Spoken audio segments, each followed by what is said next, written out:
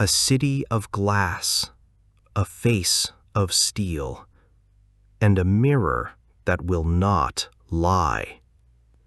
Mayor Evelyn Reed built a public calm, practiced, precise, impossible to rattle. But here, reflections show more than faces. This campaign stops being about policy.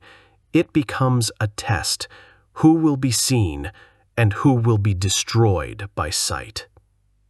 Echoes of the Library presents The True Mirror, the Mayor's Mask. How far will she go to keep the face the city wants?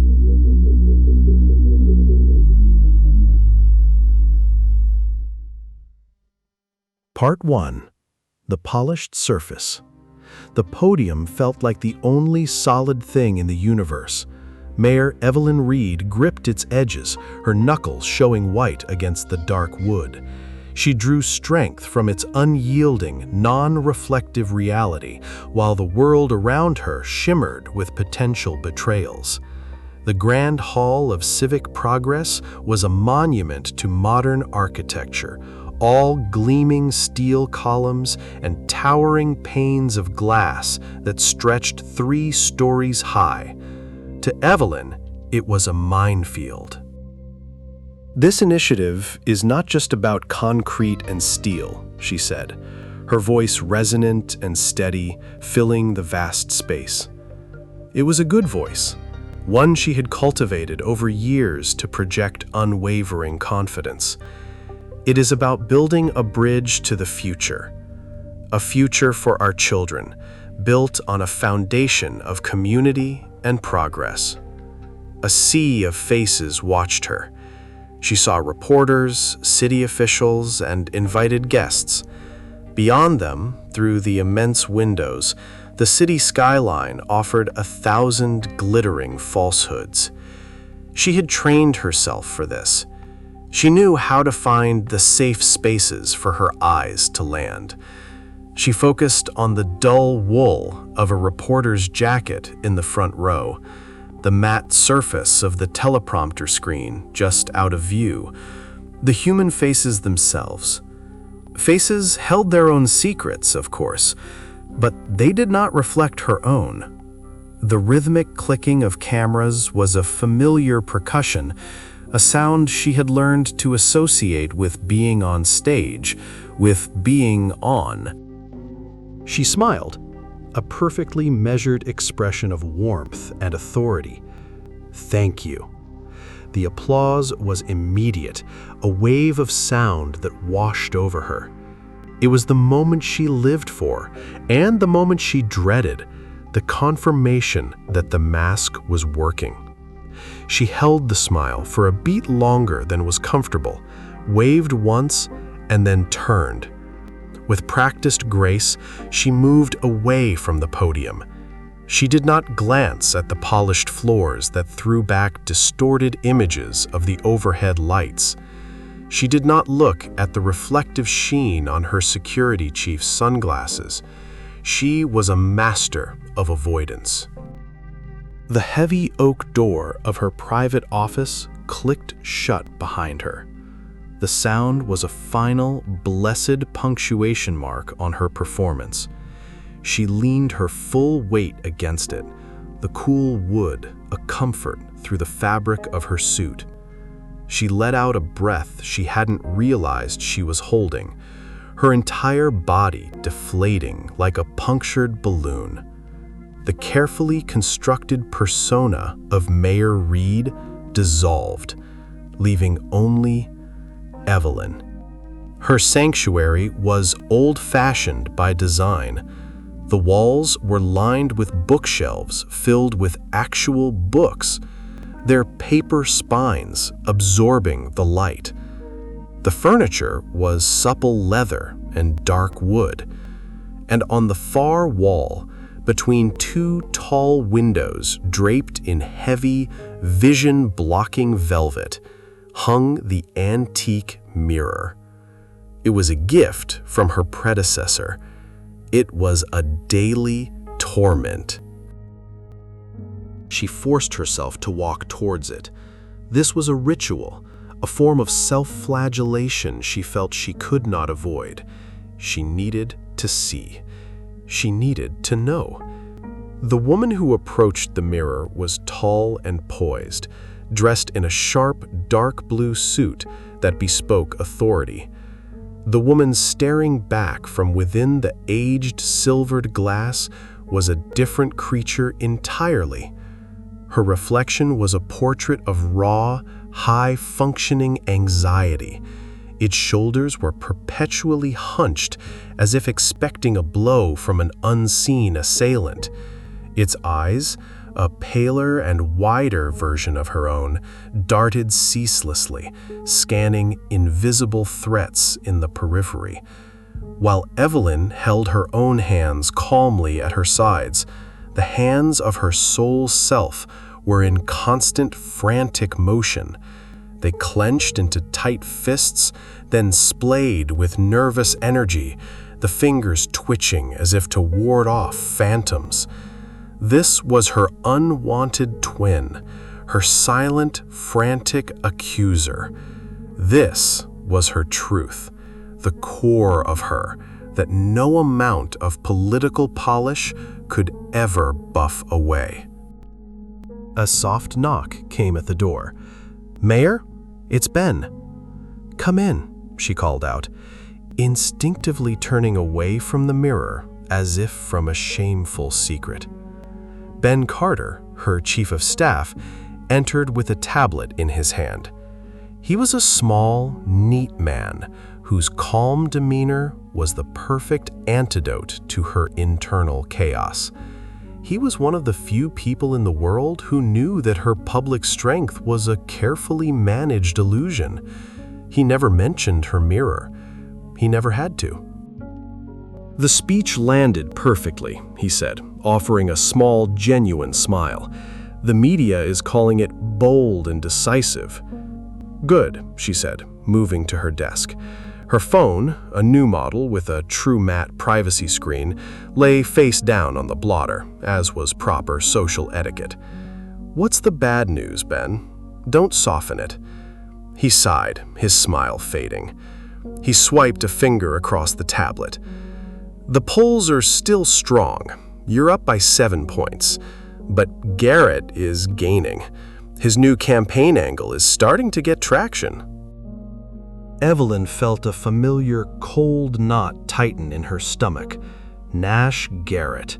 The councilman was everything she was not, effortlessly charming, genuinely relaxed, and possessed of a true mirror reflection that was as smooth and unruffled as his public face.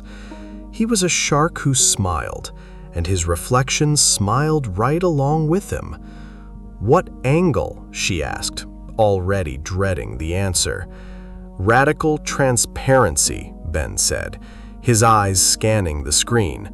"He's pitching himself as the what you see is what you get candidate.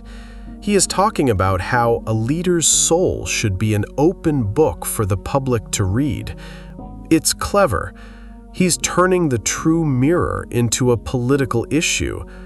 He's turning it into a weapon," Evelyn corrected him, her voice quiet and certain. The proof of her words came later that afternoon. It was a small charity event, a ribbon cutting for a new children's literacy center in a refurbished library. The space was cozy, crowded, and warm. Garrett was already there, holding court with a group of donors. When he saw her, his face lit up with a brilliant, predatory smile. "Mayor Reed, so wonderful to see you supporting this great cause," he said, his voice booming. He moved toward her, shaking hands, his reflection in the library's large, clean windows showing a man of supreme, almost lazy confidence. He placed a familiar hand on her arm, a classic politician's gesture of false intimacy. "Councilman Garrett," she said, her own smile feeling brittle. It's vital work for our community." "Absolutely," he said, steering her gently toward the refreshment table. "We have to show the people we're with them, heart and soul." He gestured for her to take a glass of water from a tray a young volunteer was holding, and then she saw it. The tray was not cheap plastic or matte-finished metal. It was old, heavy, and polished to a brilliant silver sheen. It was a perfect, palm-sized mirror. As she reached for the glass, she could not stop her eyes from catching her own image. For one horrifying split second, the constant, simmering anxiety in the glass was burned away by a flare of pure terror. The reflection's chronic tension was momentarily eclipsed, overwritten by a silent, wide-mouthed shriek of panic as it saw the trap. She snatched the glass, her movements jerky, and looked up. Garrett was no longer looking at her face. His gaze had dropped, lingering for a fraction of a second on the silver tray where her soul had just betrayed her. A tiny, knowing glint sparked in his eyes before he met her gaze again, his smile unchanged. He knew. He had seen it. This was not an accident. As he turned to speak to a reporter, Evelyn stood frozen, the cold glass of water trembling in her hand. The knot in her stomach was no longer a knot. It was a block of ice. Nash Garrett was not going to debate her on policy. He was not going to attack her record. He was going to hunt her. And he had just shown her the bait he would be using. Part 2. Cracks in the Façade. The drive back to City Hall was a silent, suffocating affair. Ben drove, his eyes fixed on the road, his knuckles a pale landscape on the steering wheel.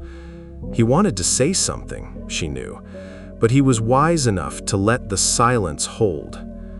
Evelyn stared out the passenger window, deliberately blurring her vision, so the passing storefronts and car windows became streaks of abstract light, their reflective threat neutralized. The silver tray, the glint in Garrett's eye. The image was seared into her mind, a photograph developed in acid. It was a declaration of war, and she felt profoundly, terrifyingly unarmed. "He knows," she finally said, her voice flat, devoid of emotion. It was the only way she could speak the words without them shattering. "I know," Ben replied, his tone grim. "That was a deliberate test. We need a new strategy. Total avoidance is no longer enough. He's going to force the issue." "What strategy, Ben?" she snapped, the anxious creature in the mirror finally bleeding into her voice. "Should I campaign in a windowless bunker? Wear a bag over my head? He's found the perfect exploit, a design flaw in the system that only applies to me." "It doesn't only apply to you. Everyone has something their reflection shows." "Do they?" She let out a short, bitter laugh. "Garrett's reflection is as calm as a summer lake. He has nothing to hide. My soul is a malfunctioning appliance, spitting sparks for everyone to see. He doesn't have a flaw. He has a feature." Ben pulled the car into the secure underground garage of City Hall, the tires hissing on the smooth, sealed concrete. He killed the engine, and the space was filled with the low hum of ventilation. He turned to her, his expression serious. "Evelyn, we've managed this for your entire career. This is just a new level of pressure." "He's making my condition the entire election," she said, looking at him, willing him to understand the depth of her dread. Not the economy, not transit, not housing. Me, my broken interior. "Then we have to get ahead of it," Ben said, his mind already working, clicking through options. "We need to control the environment." But controlling the environment proved to be a fool's errand.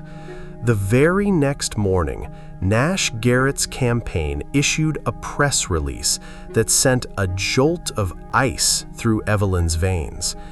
With magnanimous grace, Garrett's team announced they had agreed to the venue for the first televised debate, the newly opened Crystalline Arts Center. It was the city's architectural darling, a masterpiece of glass and light. It was also Evelyn's worst nightmare made real. The building was famous for its Hall of Echoes, a grand atrium with fully mirrored walls on two sides, designed to create a sense of infinite space. "It's a trap," Evelyn said, pacing the length of her office. She avoided the antique mirror, hugging the side of the room with the bookshelves, trailing her fingers along their worn spines as if they were talismans. "Of course it's a trap," Ben said, scrolling furiously through his tablet. "If we refuse, we look weak, like we have something to hide." He's already framed the debate around his transparency platform. "We have to accept." He looked up from his screen, "and we have to prepare." Preparation came in the form of Dr. Al-Jamil, a media coach who specialized in reflective management. She was a stern, rail-thin woman with eyes that seemed to miss nothing. Their first session was in a private dance studio Ben had rented, a room whose floor-to-ceiling mirrors felt less like tools and more like an interrogation squad. Evelyn felt outnumbered. "The goal is not to change the reflection mirror. That is impossible," Dr. Al-Jamil stated, her voice devoid of sympathy. "The goal is to sever the connection between your perception and your performance. Your reflection is a heckler, a liar. It tells a story that is not yours. You must learn to ignore it." Evelyn stood in the center of the room, her arms stiff at her sides. 100 Evelyns stood with her in the mirrored walls. 100 frantic, terrified women, each one a silent testament to her failure. "Let's try an exercise," the coach said, her voice sharp as snapping wood. "I want you to describe your proudest moment as mayor, the dedication of the Northside Children's Hospital. Describe the joy, the hope you felt. But you must maintain eye contact with me and only me. Do not look away." Evelyn took a breath, trying to summon the memory. "The day we opened the hospital, it was a culmination of years of work," she began, her voice filled with genuine warmth as she recalled the children's faces, the tears of joy from grateful parents. To see those doors open, to know that families in that part of the city finally had world-class care. She was in the moment, the feeling of real accomplishment warming her. But in her periphery, she sensed a frantic movement. The woman in the glass wasn't smiling. The reflection was agitated, its head shaking back and forth in a silent, frantic no, as if physically denying the happy memory. Its hands were pressed to its temples, its face contorted in a mask of overwhelming stress. The cognitive dissonance was a physical force, a wave of nausea. Her spoken words of joy felt like lies, like a thin veneer of paint over a rotted core, a core being exposed by the silent, screaming woman in the mirror. Her voice faltered. Her eyes flickered to the side, involuntarily drawn by the chaotic, distressing movement. "You glanced," Dr. Al-Jamil snapped, her voice like a whip crack. Evelyn flinched. "The heckler distracted you. It wants you to believe your joy is invalid. It wants you to believe the fear is the only real thing. That is its power. You just gave it that power. Again." The coach stepped closer. "Let's try something else. Recite the city's annual operating budget, the top 10 expenditures in order. Do it while walking toward the mirror. Do not look at your face. Look at your feet. See that your feet are moving forward, confidently. Your body is under your command. The reflection is not." Evelyn obeyed. She started walking, her eyes glued to her own sensible shoes, stepping one after the other on the polished floor. Number 1, public safety, at 1.2 billion, she recited, her voice a monotone. Number 2, education, at 940 million. As she got closer, the image of her soul self grew larger. It wasn't walking. It was stumbling backward, as if being pushed by an invisible force. Its hands were held up in a defensive posture. It was an image of pure retreat. Her own forward momentum felt like a lie. She felt her steps begin to slow, to hesitate. She stopped 3 feet from the glass. "I can't." "Pathetic," Dr. Al-Jamil said, not cruelly, but as a statement of fact. "It has more control over you than you do. Do you understand, Mayor? This is not about vanity. This is about control. Nash Garrett is trying to prove you are not in control of yourself, and therefore cannot be in control of this city. Right now, you are proving him right. Again." The sessions were a grueling form of psychological warfare. Evelyn learned to build a wall in her mind, to treat the entire reflective world as a noisy, meaningless distraction. By the end of the week, she was raw, exhausted, but she was better. She could hold a 5-minute conversation while looking past her own shoulder at her frantic reflection without faltering. She had learned to starve the heckler. The night of the debate, the Crystalline Arts Center was buzzing. The air crackled with energy and the glare of television lights. Garrett was already on stage, radiating confidence in a crisp, light gray suit. He gave Evelyn a slow, confident nod as she approached, as if they were co-conspirators. In the polished floor beneath him, his reflection stood with equal calm. Evelyn took her place at her podium, feeling the cold weight of the mirror wall to her right. Dr. Al-Jamil's voice echoed in her head. "Ignore the heckler. You are the reality." The debate began. On policy, she was solid. She was in control. Then the moderator turned to Garrett, asking about his open book philosophy. Garrett smiled.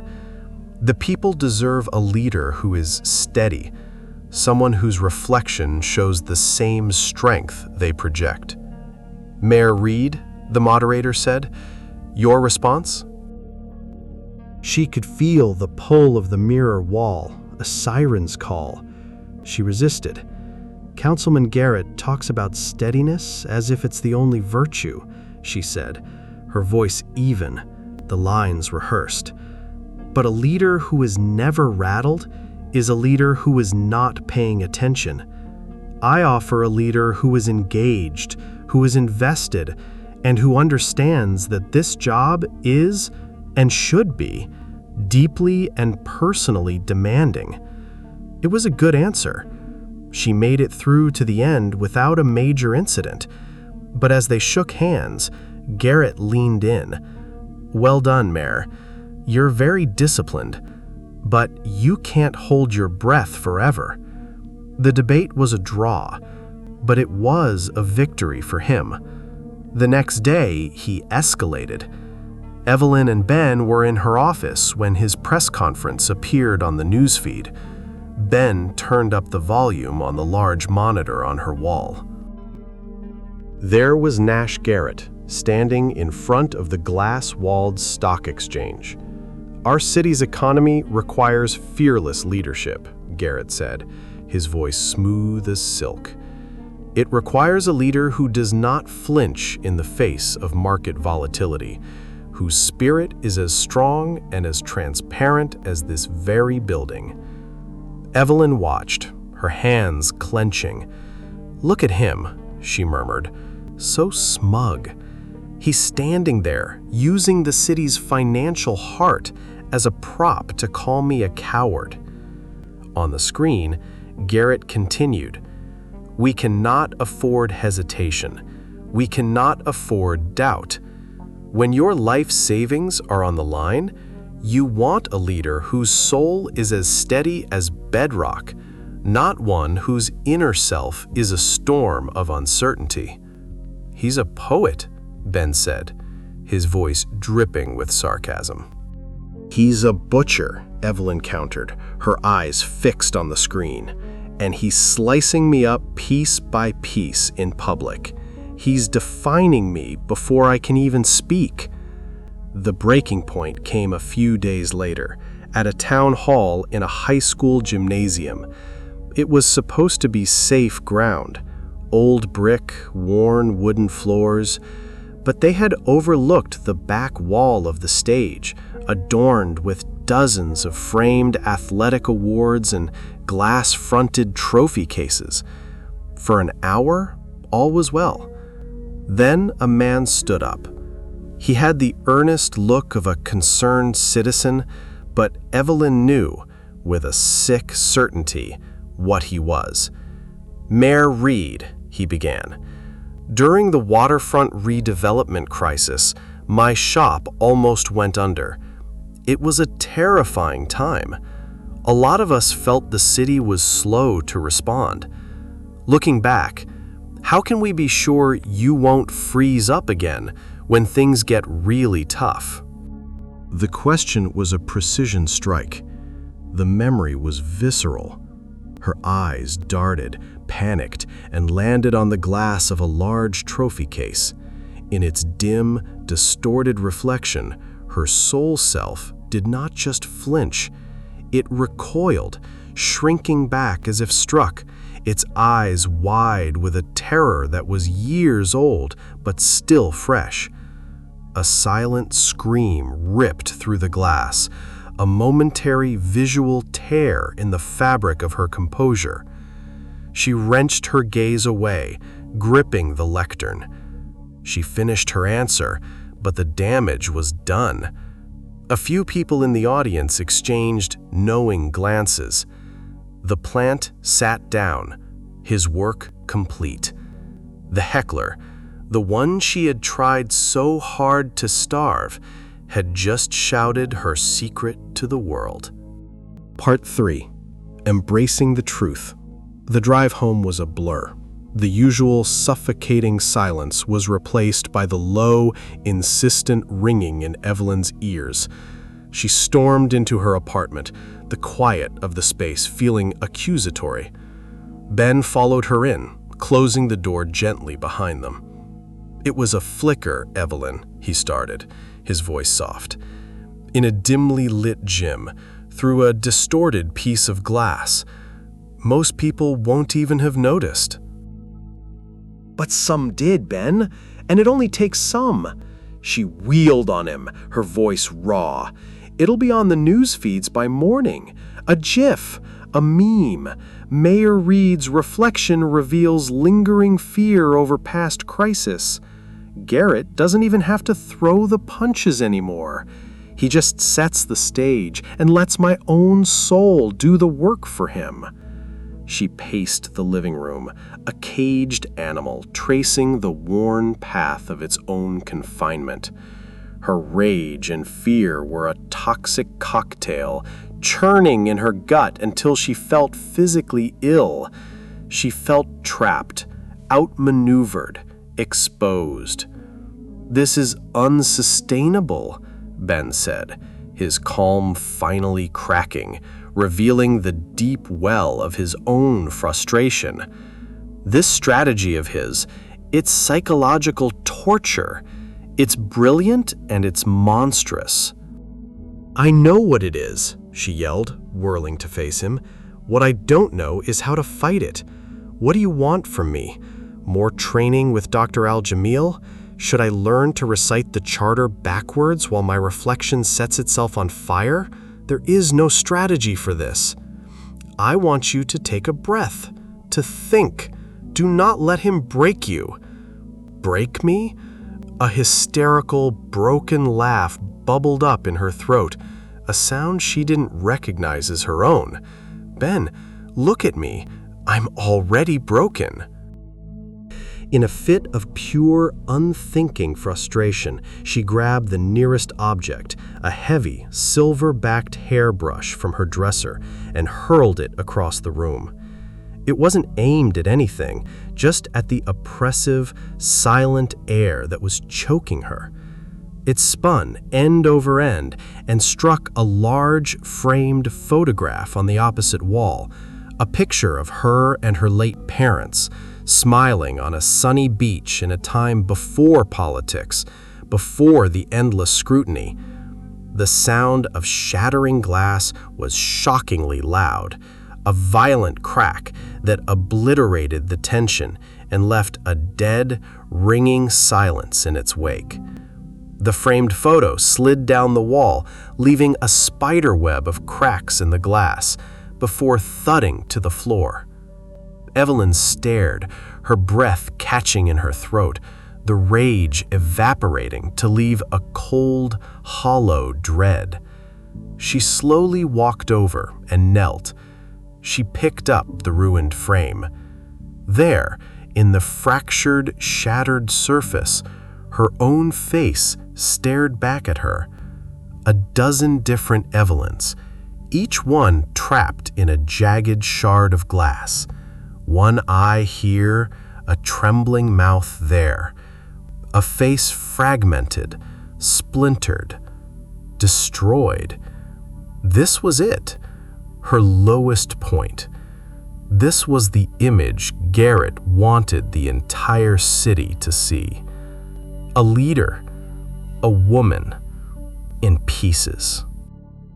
"He's won, Ben," she choked out, the words catching on a sob she could no longer suppress. Tears, hot and shameful, finally broke free, blurring the already fractured image. He's shown everyone what's inside, and there's nothing there but this wreckage.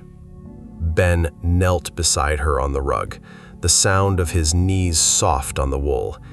He didn't reach for her, didn't offer a platitude. He just waited a moment, letting her grief fill the space. "That's not what I see," he said finally, his voice low but fierce, cutting through her despair. "He didn't put that fear there, Evelyn. He's just exploiting it. The fear is there because you care. It was there when you fought for 3 years to get the Northside Hospital built, because you were terrified of failing those kids. It was there when you hammered out the transit union deal at 3 a.m. because you were scared to death of people losing their jobs. I was there. I saw it. I saw your reflection then in the boardroom windows. It looked just as scared as it did tonight." She looked up from the broken glass, her vision blurred, and saw his face. "Don't you see?" he pressed, his voice filled with a desperate conviction. "He thinks your greatest weakness is the source of all your strength.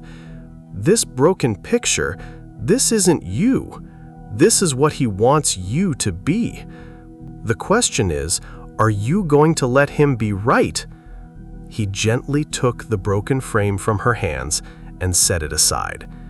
His words didn't fix anything, but they shifted something deep inside her.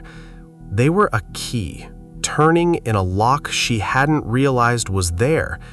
He wasn't just offering comfort, he was offering a weapon, a new way of seeing.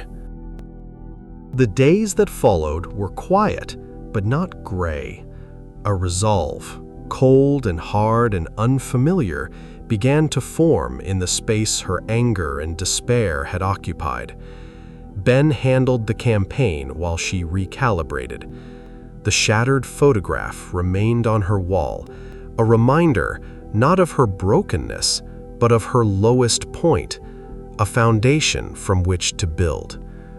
When Garrett's team announced the final debate at the historic Davenport Grand Hotel, with its floor of polished black marble and its custom-built table of smoked glass, Evelyn's response was simple: "I'll do it."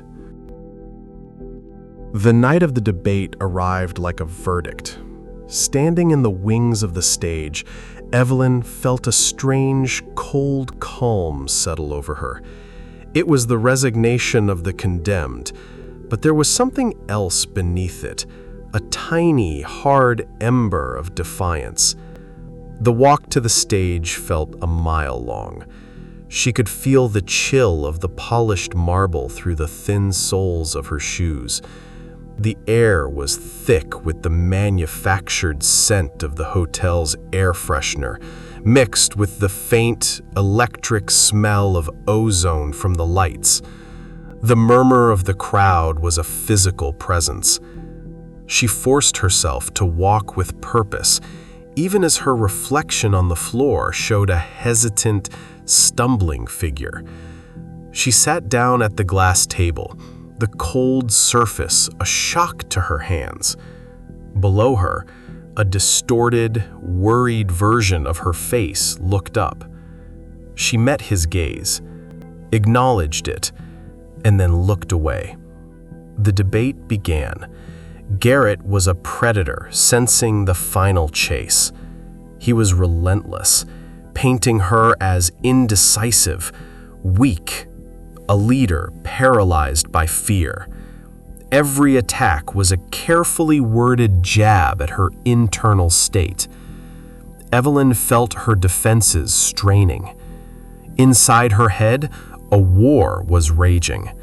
The calm, commanding voice of Dr. Al-Jamil, "Ignore the heckler, he is a liar," battled the raw, primal urge to flee. She focused on her breathing, on the solid feel of the chair beneath her, on the specific knot in the wood grain on the moderator's desk, anything real and non-reflective. Then Garrett went for the kill. He reached into his breast pocket and pulled out a small, heavy object. It was a silver picture frame, polished to a mirror shine. Inside was a black and white photo of the old textile factory, the one that had closed early in her first term, her greatest failure. "Mayor," he said, his voice dripping with false sympathy, "let's talk about real fear, the fear of letting people down. People say you were scared then, and you're scared now. They say you're paralyzed by your anxiety." He leaned forward, pushing the frame across the glass table toward her. He angled it perfectly. "What does your reflection say about that, Mayor Reed?" Time seemed to slow down. The silence in the ballroom was absolute. All eyes were on her, on the frame. She couldn't help it. She looked. The reflection in the silver was a gut punch. It was worse than she could have imagined. Her soul self was pale, shrunken, its eyes wide holes of pure terror. Its mouth was open in a silent O of dread, a primal scream trapped behind the glass. This was it, the public execution, the shattered woman, made whole again only to be displayed in all her pathetic horror. It was over. And in that finality, in that absolute over, she found a strange and terrible freedom. If she was already ruined, what was there left to fear? The worst had happened. The mask was not just cracked, it was gone. All that was left was the truth. Slowly, deliberately, she reached out. Her hand was trembling, but she did not stop it. She picked up the silver frame, her fingers closing around the cold metal, taking it from Garrett's space and claiming it as her own. He looked momentarily surprised, his own smooth reflection in the table showing a flicker of confusion. His script had not included this. She held the frame steady. She turned it, not away, but towards the main camera. She let the nation see. "Councilman Garrett is right," she said. Her voice trembled for a moment, then found its strength. It was her voice, not the mayor's voice, hers. "He wants you to see fear. So look." She tilted the frame, ensuring the television audience could get a clear view of the terrified woman trapped inside. "This is what it looks like," she continued, her gaze locked on the camera's unblinking red light, speaking to every person watching. "This is the face of a leader who lost 500 jobs and has never forgotten it for a single day. This is the face of someone who lay awake at night for months, agonizing over every family affected, every life disrupted. It's the face of someone who understands the terrifying weight of her decisions." She took a breath, the air filling her lungs with a clarity she hadn't felt in years. The ringing in her ears was gone. "I am not a fearless leader, and I would not trust one who was. I don't want a leader who can look at failure and feel nothing. I want a leader who is scared to death of failing you, who is terrified of letting this city down.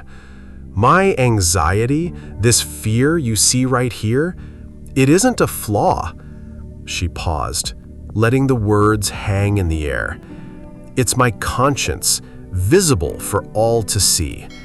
It's the engine of my compassion. It's proof that I care." She lowered the frame and placed it face down on the glass table with a soft, final thud.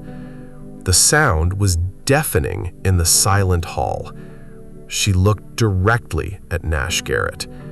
His reflection on the table was, for the first time, unsettled, thrown into disarray. It flickered, showing a flash of raw, naked anger before his practiced composure could wrestle it back into submission. "Now, ask yourselves," Evelyn said, her voice ringing with newfound power, "what does a man who feels nothing reflect?" The aftermath was a political earthquake.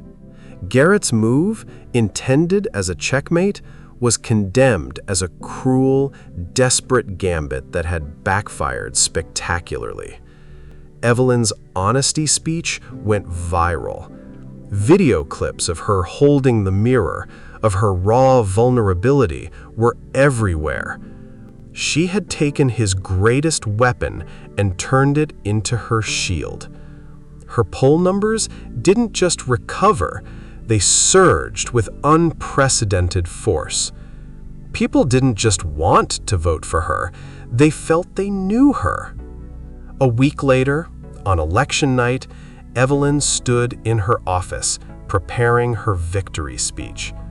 The city hummed with a joyful celebration outside her windows.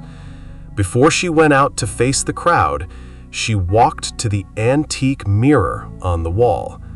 It was a ritual, but this time it was different. She looked. The woman in the glass was still her. The shoulders were still tense. The eyes still held the faint, familiar flicker of anxiety. The core of her had not magically changed, but it was different. The reflection stood taller. It was not cowering. It met her gaze directly, not with panic, but with a weary, profound acceptance. It was no longer a source of shame.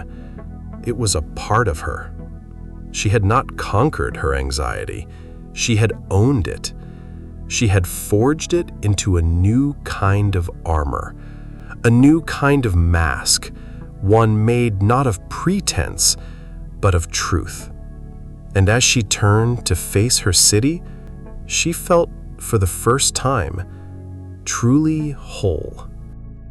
Thank you for visiting the Stacks. That was The Mayor's Mask from The True Mirror. Subscribe to Echoes of the Library to keep the whispers coming.